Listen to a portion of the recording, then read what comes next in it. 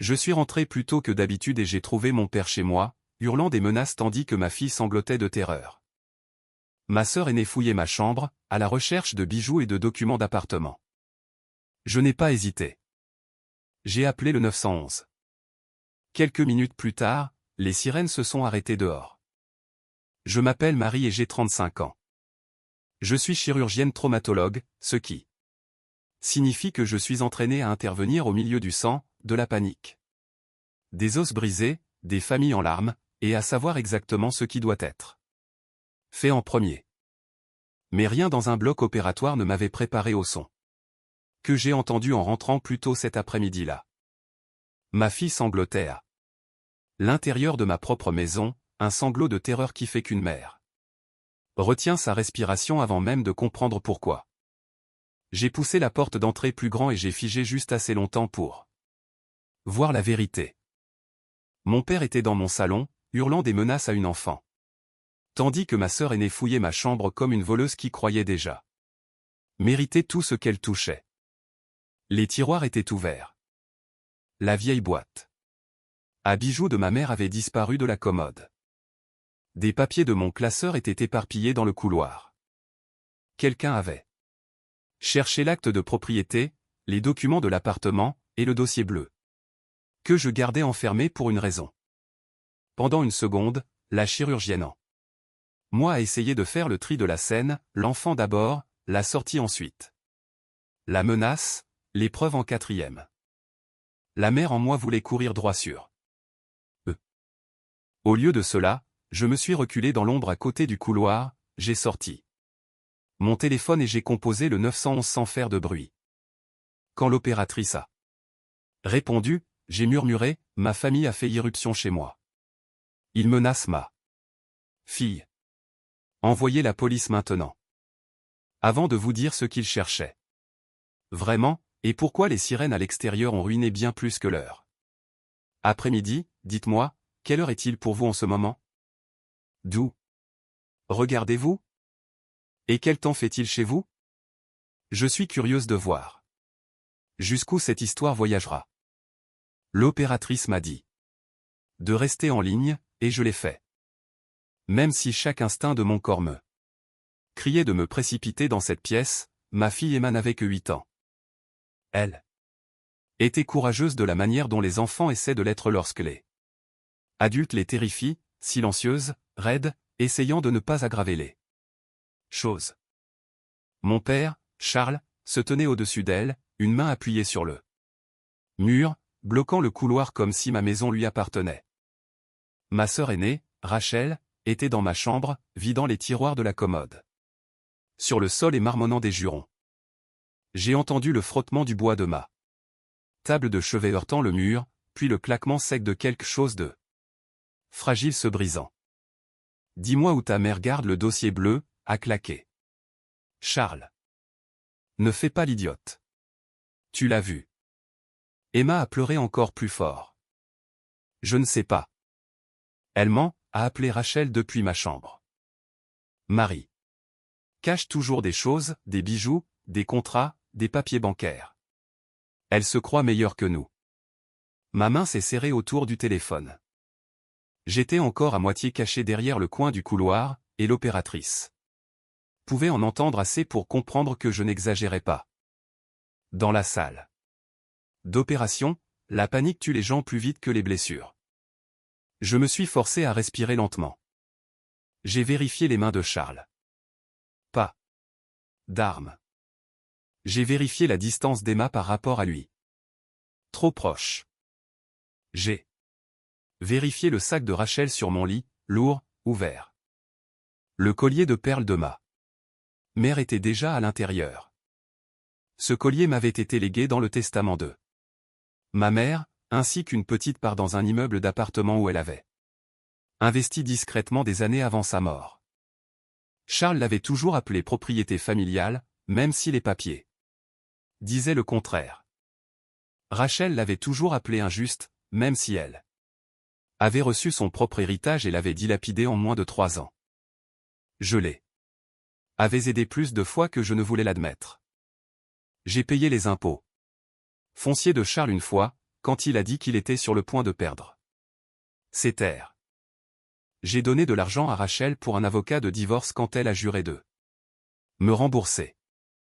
J'ai couvert des frais médicaux, des réparations de voitures, des séjours à l'hôtel, des prêts d'urgence qui n'étaient jamais des urgences après l'encaissement du chèque.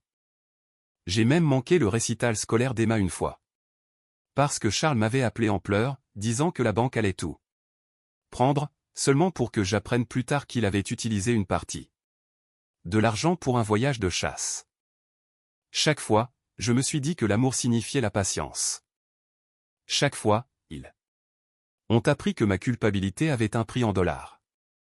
Mais je n'ai jamais cédé ma maison. Je n'ai jamais cédé mes parts d'appartement. Je ne leur ai jamais donné accès à la fiducie que j'avais créée pour Emma. Et maintenant, je comprenais pourquoi ils avaient attendu que mon emploi du temps à l'hôpital indique que je serais absente jusqu'au soir. Ils n'étaient pas venus demander. Ils étaient venus acculer mon enfant, voler ce qu'ils pouvaient et me forcer à céder le reste. Charles a baissé la voix, mais cela a rendu les choses pires. Écoute-moi, petite fille. Ta mère est égoïste. Si elle aimait cette famille, elle nous aiderait. Si elle ne signe pas ces papiers, des gens vont tout perdre. Emma a murmuré, s'il vous plaît, ne criez pas. C'est à ce moment-là que quelque chose en moi s'est complètement figé. Pas calme, pas paisible, mais chirurgical, précis. J'avais vu des familles s'effondrer dans les salles d'attente quand la peur les rendait cruelles. Mais ce n'était pas de la peur. C'était un plan. Rachel est sortie de ma chambre, tenant une pile de documents. J'ai trouvé des copies du contrat d'appartement, mais pas le certificat de transfert. Elle a dû le déplacer. Charles a juré. Alors on lui fait signer. De nouveau. Rachel a ri, amère et essoufflée. Tu penses qu'elle signera après ça? Elle le fera si elle veut que sa fille cesse d'avoir peur. La voix de l'opératrice est venue doucement de mon téléphone. Des agents sont en route. Êtes-vous en sécurité? J'ai murmuré, pas encore. Puis j'ai levé le téléphone juste assez pour continuer d'enregistrer. Et je me suis approché de l'entrée du salon. Je pouvais voir toute la pièce. Maintenant, ma fille piégée à côté de la bibliothèque, mon père faisant les 100 pas comme un homme qui répète une menace, ma sœur tenant des papiers qui représentaient des années de mon travail. Pour la première fois, je ne me suis pas demandé comment il pouvait me faire ça.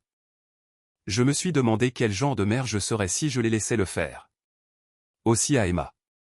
Quand je suis entré dans le salon, Emma m'a vu en premier. Son visage a changé si vite que cela m'a presque brisé. Espoir, honte, peur, soulagement, tout a traversé ses yeux avant qu'elle n'essaie de se lever. Charles s'est retourné. Marie, a-t-il aboyé comme si j'étais l'intrus. Rachel est apparue derrière lui, le collier de ma mère dans une main et mon dossier de propriété dans l'autre. Pendant une seconde, personne n'a bougé. Puis j'ai dit, Emma, viens vers moi.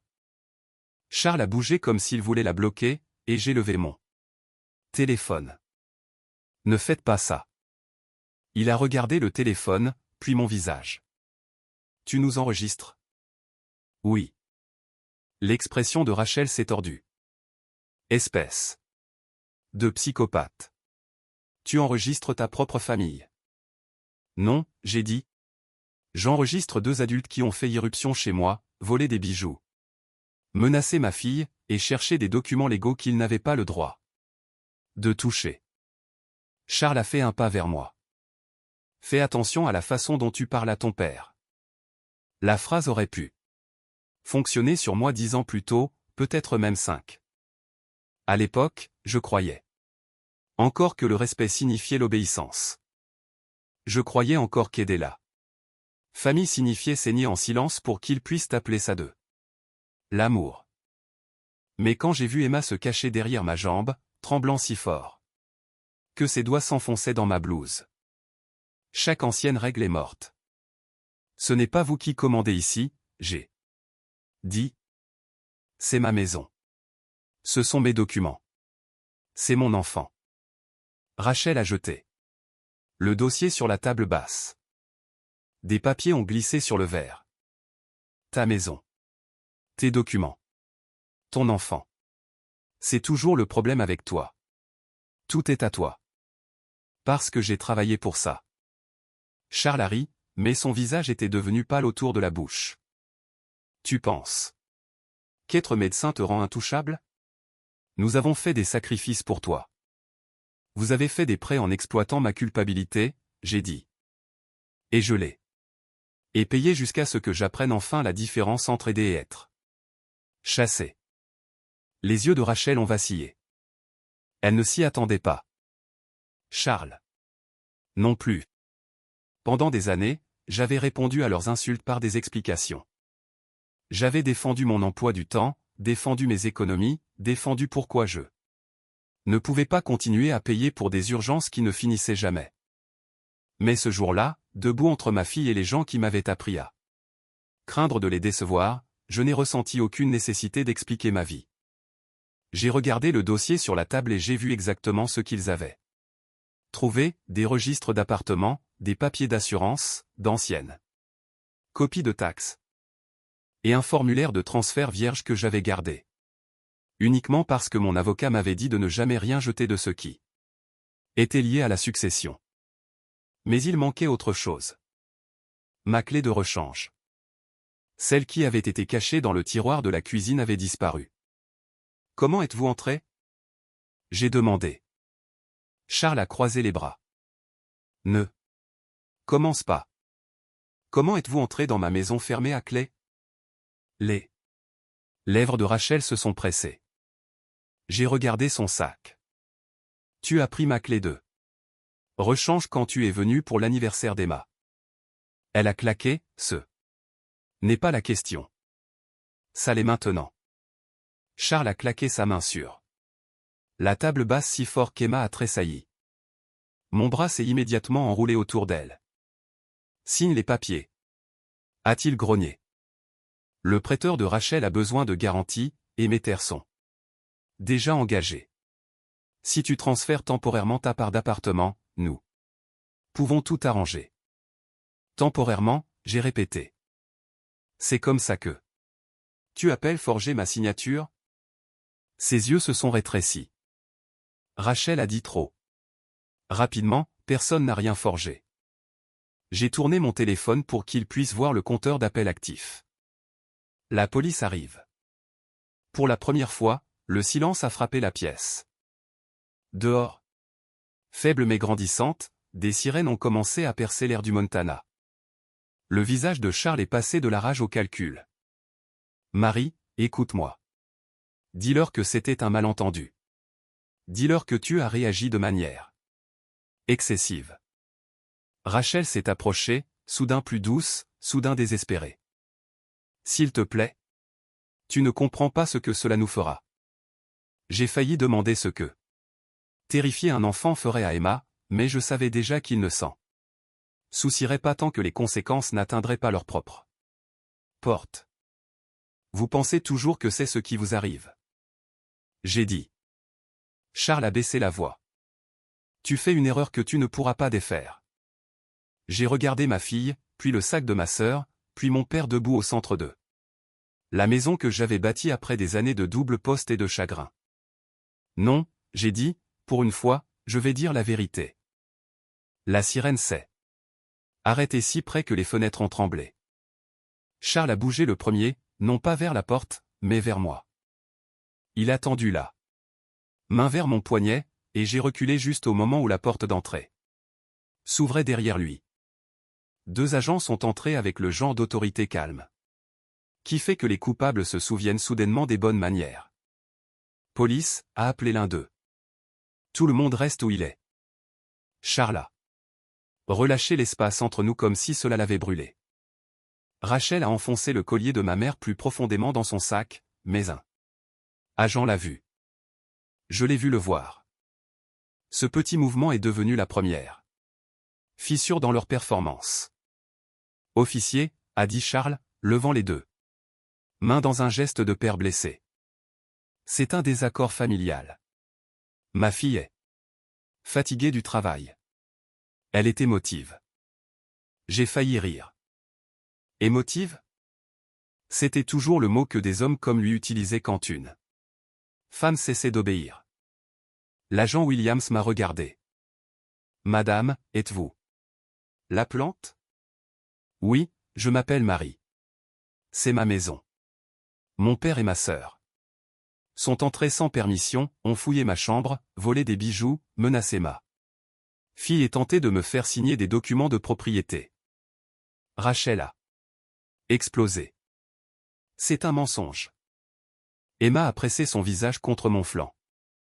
J'ai gardé une main sur son épaule et tendu mon téléphone de l'autre. L'appel au 911 est toujours connecté. J'ai également enregistré les dernières minutes. Les yeux de Charles sont devenus froids. Marie, un mot, un avertissement. L'agent Williams s'est interposé entre nous. Monsieur, ne lui parlez pas pour l'instant. Le deuxième agent, Thompson, a demandé à Rachel de poser son sac par terre. Elle a refusé. Il a redemandé. Ses mains tremblaient alors qu'elle le laissait tomber. Quand il l'a ouvert, le salon est devenu silencieux d'une manière que je n'oublierai jamais. Le collier de perles de ma mère, 2 bagues, ma clé de rechange, un formulaire de transfert plié, un tampon de notaire qui n'appartenait à personne dans ma maison. Plusieurs pages avec mon nom déjà tapé sur les lignes de signature. La mâchoire de l'agent Thompson s'est contractée. À qui sont ces documents? Rachel a regardé Charles. Charles a regardé le sol. C'était toute la réponse dont quiconque avait besoin. Les agents nous ont séparés.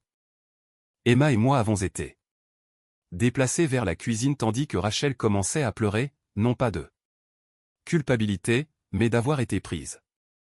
Charles a tenté un autre masque. Je suis un grand-père, a-t-il dit. J'essayais de protéger ma famille de la ruine financière. L'agent Williams a répondu en menaçant un enfant. Le visage de Charles s'est durci. Vous ne comprenez pas notre situation. Je comprends ce que j'ai entendu lors de l'appel, a dit l'agent. Et je comprends ce qu'il y a dans ce sac. Rachel a crié, Marie nous a piégés. Cette phrase m'a presque fait sourire parce que la vérité était bien meilleure. Je ne les avais pas piégés. J'avais simplement cessé de les couvrir. Ma maison avait des caméras parce que Rachel avait une fois emprunté un bracelet et insisté que je devais l'avoir égaré. Mes serrures avaient des journaux de bord parce que Charles avait l'habitude de se présenter quand j'étais au travail. Mon avocat avait des copies numériques parce que les gens qui exigent le plus fort la confiance sont souvent la raison pour laquelle vous avez besoin de dossiers. L'agent Thompson a demandé à Emma si elle était blessée. Elle a secoué la tête mais a murmuré, il a dit que maman perdrait la maison si je ne disais pas.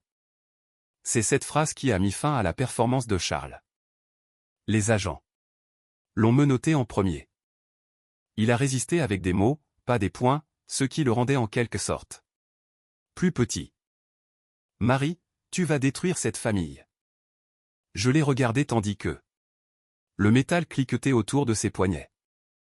Non, je protège ce qu'il en reste. Rachel a crié quand ils l'ont menotté, affirmant que les bijoux étaient des bijoux de famille, que les papiers n'étaient que des copies, affirmant qu'Emma était dramatique. Mais les voisins étaient alors sortis sur leur porche.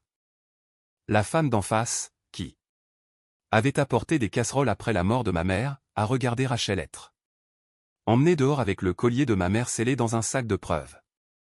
Charles a vu les voisins. C'est alors que son visage a finalement changé.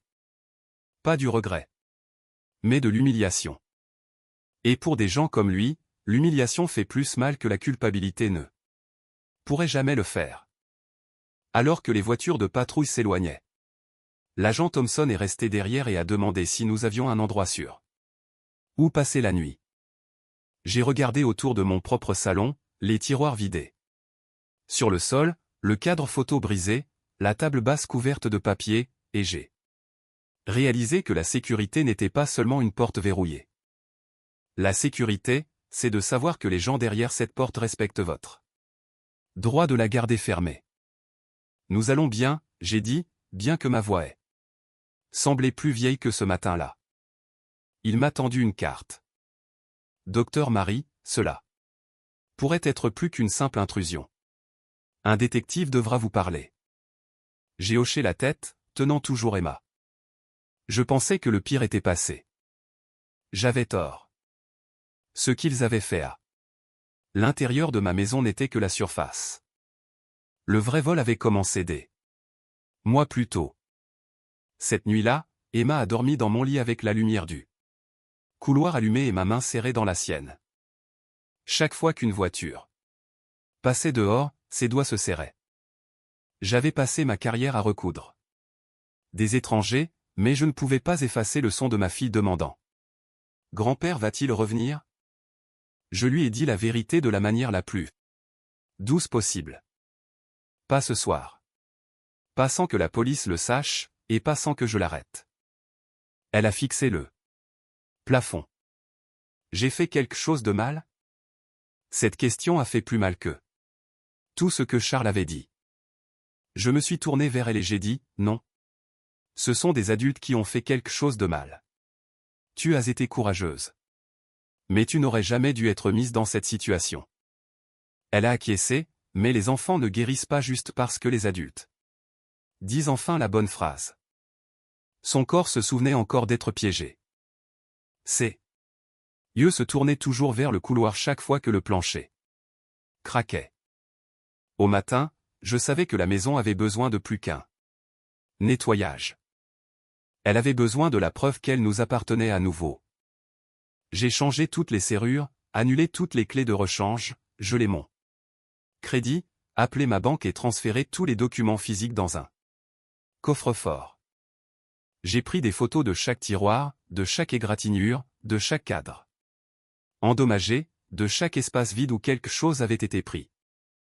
À midi, la détective Harris a appelé et m'a demandé si je pouvais venir au poste. Nous avons trouvé quelque chose de préoccupant, a-t-elle dit. Plusieurs choses. En fait, je savais déjà que ce serait grave. Je ne savais pas que ce serait calculé.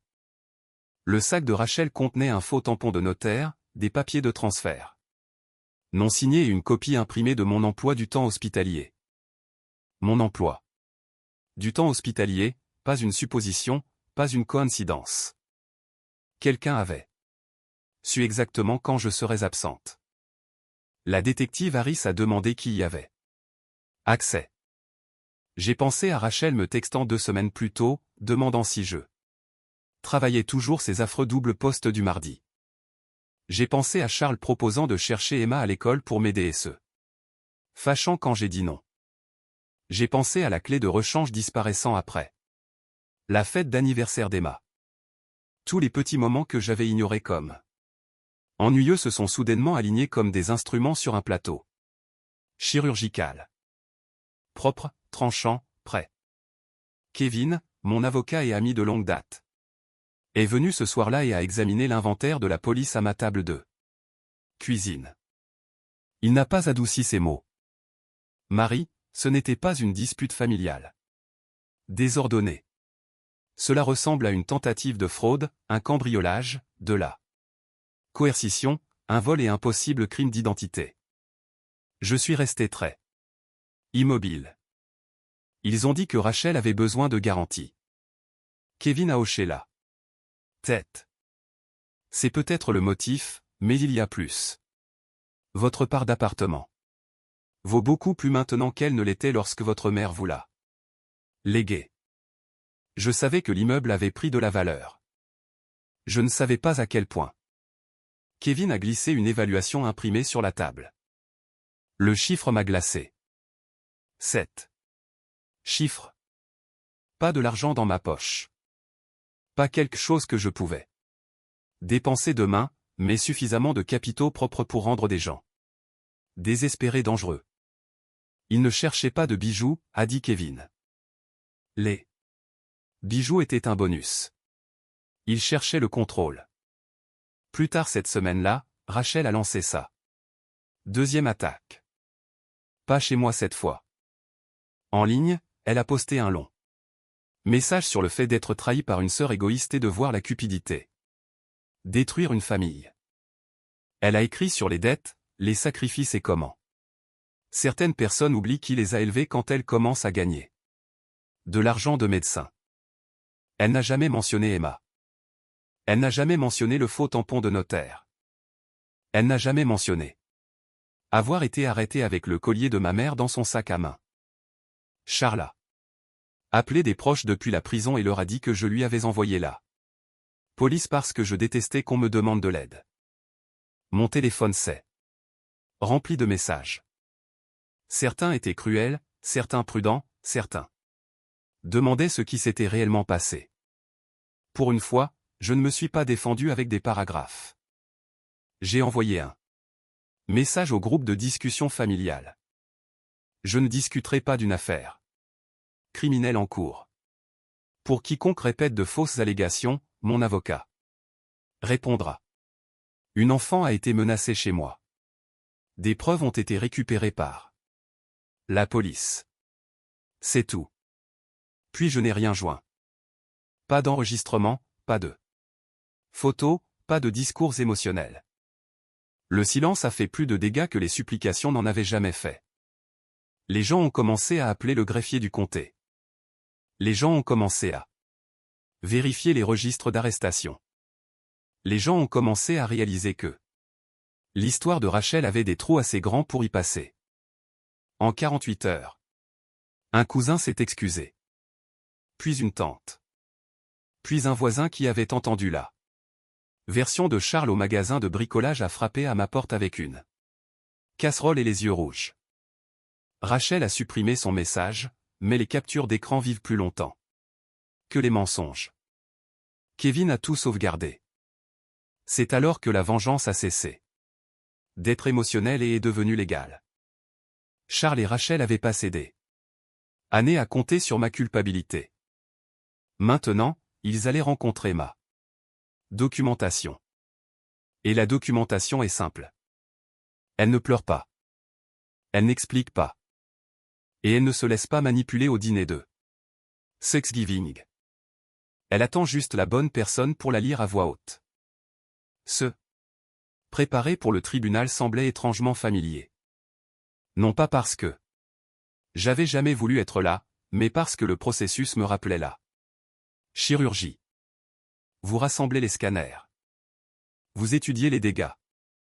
Vous identifiez ce qui peut être réparé et ce qui doit être retiré avant que cela n'empoisonne le corps.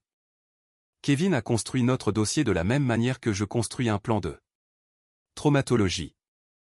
D'abord, la blessure d'entrée, l'effraction.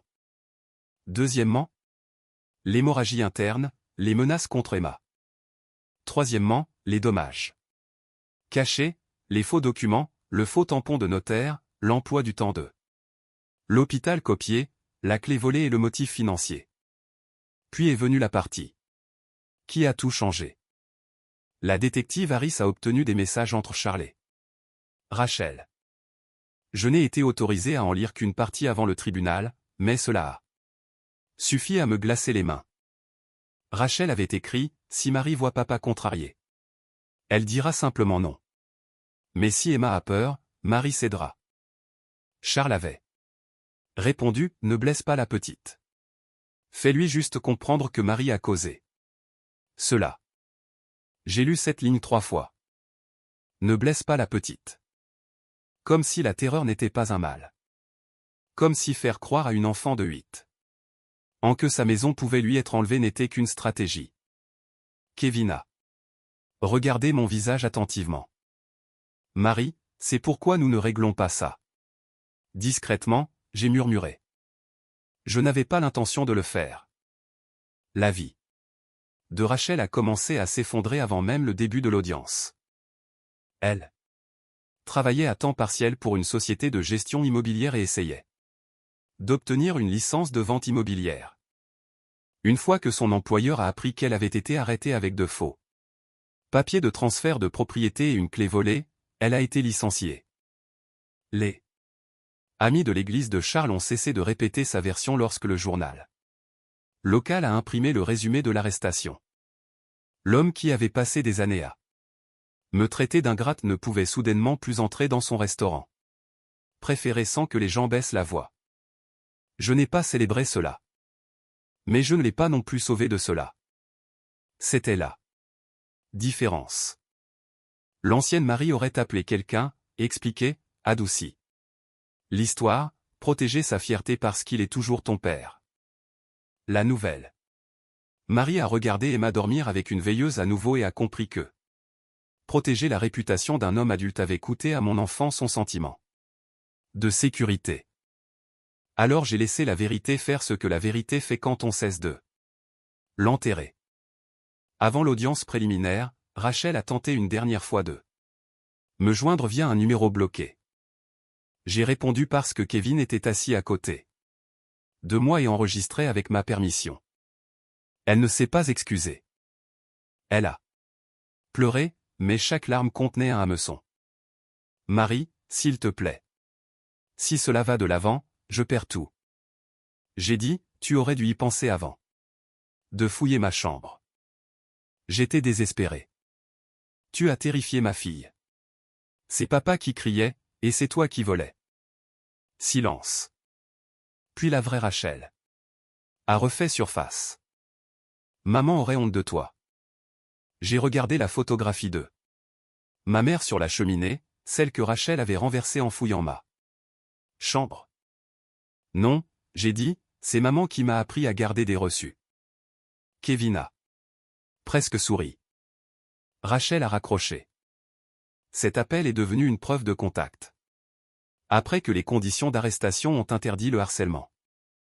Pendant ce temps, Emma a commencé à voir un thérapeute pour enfants. J'ai demandé si le tribunal la traumatiserait davantage.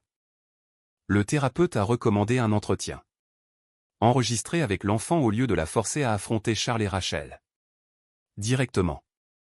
La procureure a accepté. Emma était assise dans une pièce confortable avec une intervieweuse qualifiée et un renard en peluche sur les genoux. Je regardais. D'une autre pièce, mon cœur se brisant silencieusement tandis qu'elle décrivait Charles bloquant le couloir et Rachel lui disant « Ta mère ruine tout le monde ». Elle n'a pas exagéré, les enfants en ont rarement besoin. La vérité semblait petite dans sa voix, ce qui la rendait insupportable. La procureure m'a dit plus tard que l'interview d'Emma serait importante parce qu'elle montrait l'impact émotionnel sans transformer la salle d'audience en un autre endroit où les adultes l'entouraient. Je l'ai remerciée, puis je suis rentré chez moi et me suis assise dans la chambre d'Emma pendant qu'elle dormait, réalisant que la justice n'était pas seulement une question de punition. C'était aussi une question de refuser de laisser un enfant porter la honte des adultes. La veille du tribunal, j'ai trouvé Emma à la table de la cuisine en train de dessiner notre maison. Elle a dessiné la porte d'entrée, les pins, la fenêtre de ma chambre, et 2 voitures de police dehors. Mais elle m'a aussi dessiné. Debout entre elle et tout le monde. C'est moi. J'ai demandé. Elle a hoché la tête. Tu avais peur aussi, mais tu es resté. Je me suis assise à côté d'elle et j'ai dit, être courageux ne signifie pas que tu n'as pas peur. Elle a levé les yeux. Est-ce que famille signifie qu'il faut pardonner aux gens? J'ai répondu avec prudence, car je savais qu'elle s'en souviendrait. Le pardon est personnel. La sécurité n'est pas une option. Tu peux pardonner à quelqu'un un jour et ne jamais le laisser revenir par ta porte. C'est cette phrase que j'ai portée au tribunal. Pas la colère, pas la vengeance pour elle-même. La sécurité, les limites, les conséquences. Mais ne vous y trompez pas, les conséquences peuvent ressembler beaucoup à la vengeance quand les gens ont passé des années à croire qu'ils étaient immunisés. Et Charles et Rachel avaient cru qu'ils étaient immunisés. Parce que je les avais rendus immunisés. J'avais pardonné trop vite, payé trop discrètement, expliqué trop gentiment et les avais protégés des résultats de leur propre choix. Le tribunal était le premier endroit où mon amour pour la famille ne serait plus utilisé comme preuve contre moi. La salle d'audience était plus petite que je ne l'avais imaginé et plus froide que je ne l'aurais voulu. Charles était assis à côté de son avocat commis d'office, portant la même veste grise qu'il mettait aux funérailles, comme si c'était une autre tragédie qui lui arrivait au lieu d'une conséquence qu'il avait créée. Rachel était assise à 2 sièges de distance, les yeux rouges, les cheveux impeccables, le visage arrangé en une innocence blessée. Quand elle m'a vu, elle a d'abord baissé les yeux. Cela seul m'a dit qu'elle avait peur. Pas de moi, mais de ce que je pouvais prouver. Le procureur a commencé avec l'appel au 911. Mon murmure a rempli la salle d'audience. Ma famille a fait irruption. Chez moi. Il menace ma fille. Puis la voix de Charles en arrière-plan. Perçante et laide, exigeant le dossier bleu. Rachel fixait la table. Charles ferma les yeux. Ensuite, la vidéo de ma caméra. 2 couloirs, assez clairs pour montrer Rachel entrant dans ma chambre avec des gants, qu'elle a plus tard affirmé être pour le nettoyage.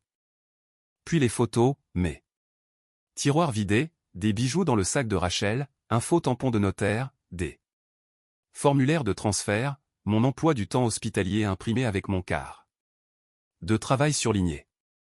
Au moment où la détective Harris a lu le message texte, si Emma a peur, Marie cédera, la pièce était devenue complètement silencieuse. Je n'ai pas regardé Rachel, puis j'ai regardé le juge. Je voulais qu'elle comprenne que ce n'était pas un désaccord familial. C'était un enfant utilisé comme levier. Quand ce fut mon tour de témoigner, j'ai gardé ma voix stable. J'ai parlé en tant que mère, mais aussi comme un chirurgien rendant un rapport. Ce que j'ai vu, ce que j'ai entendu, ce que j'ai fait, pourquoi je l'ai fait. L'avocat de Charles a essayé de suggérer que j'avais mal compris à cause de l'épuisement après un long quart de travail. Je me suis tourné vers lui et j'ai dit, j'ai travaillé des quarts de 24 heures et j'ai toujours su la différence entre une visite familiale et un cambriolage. Quelques personnes dans la salle d'audience se sont agitées. L'avocat est passé à autre chose. Rachel a pleuré pendant sa déclaration. Elle a dit qu'elle était dépassée, effrayée par les dettes, manipulée par Charles, et n'avait jamais eu l'intention de blesser Emma. Charles a blâmé la pression familiale, le désespoir financier et le refus de Marie de communiquer. Aucun d'eux n'a dit que nous avions tort de terrifier un enfant. Aucun d'eux n'a dit que nous avions tort de voler. Aucun d'eux n'a dit que nous avions tort de croire que la vie de Marie nous appartenait. Cette absence était importante. Le juge l'a remarqué. Le procureur a demandé des restrictions sérieuses, une restitution et l'interdiction de tout contact.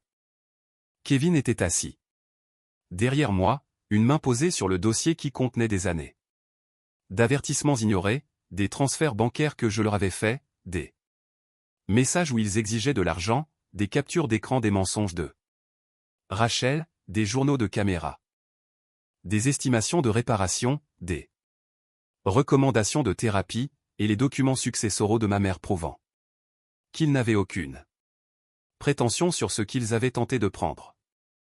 Pendant des années, ils avaient traité les papiers comme une arme qu'ils pouvaient tourner contre moi. Maintenant, les papiers sont devenus le mur qu'ils ne pouvaient pas escalader. Quand le juge a parlé, sa voix était douce, mais chaque mot apportait. Elle a dit que le tribunal reconnaissait le stress financier, mais que le désespoir ne créait pas de propriété sur la maison, les documents ou l'enfant d'une autre personne. Elle a dit que le statut familial ne réduisait pas la gravité de la coercition.